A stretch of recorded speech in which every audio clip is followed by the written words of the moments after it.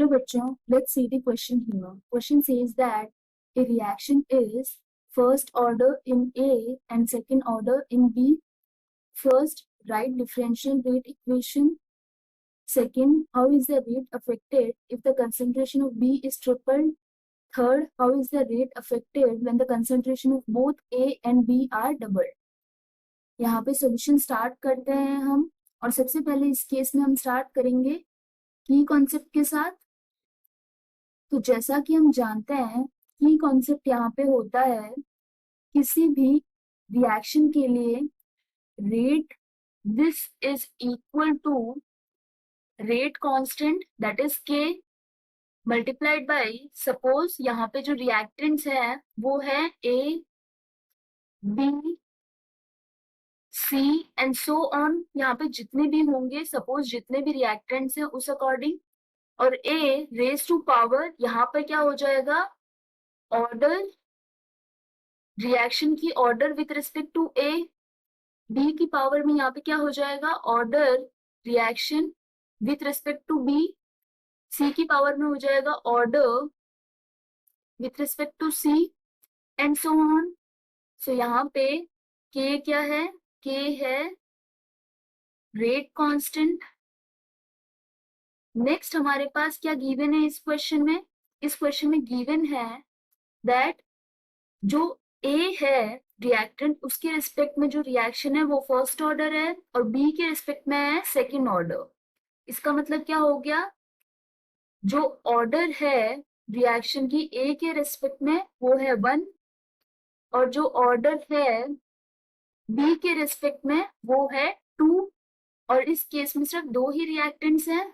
इसका मतलब अब हम जब लिखते हैं फर्स्ट केस के लिए जिसमें हमें बोला गया था डिफरेंशियल रेट इक्वेशन लिखनी है, तो यहाँ पे रेट ये इक्वल हो जाएगा रेट कांस्टेंट के मल्टीप्लाइड बाय ए, और इसकी पावर कितनी हो जाएगी, ऑर्डर विथ रिस्पेक्ट टू ए जो कि है 1 मल्टीप्लाइड बाय बी, पावर हो जाएगी order with respect to B which is given as 2 in this case.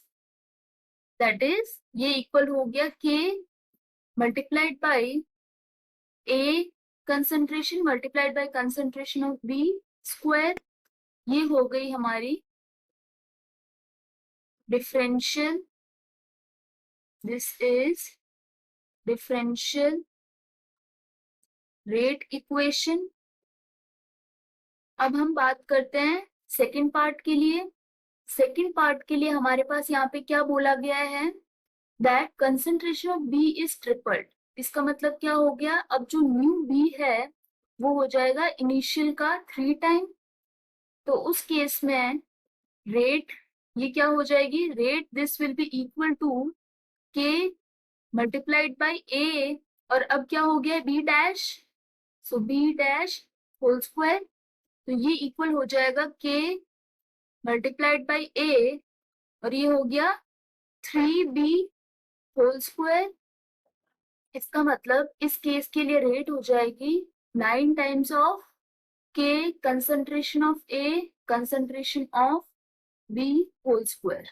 That is rate will increase 9 times. Next part में बोला गया है how is the rate affected when the concentration of both A and B are doubled. इसका मतलब जो third part है उसके लिए क्या हो गया है, ए डैश ये हो गया equal to twice of initial concentration of A, और बी डैश जो न्यू है वो हो जाएगा ट्वाइस ऑफ इनिशियल कंसंट्रेशन। इसका मतलब इस केस के लिए रेट ये इक्वल हो जाएगा rate constant multiplied by A dash multiplied by B dash whole square.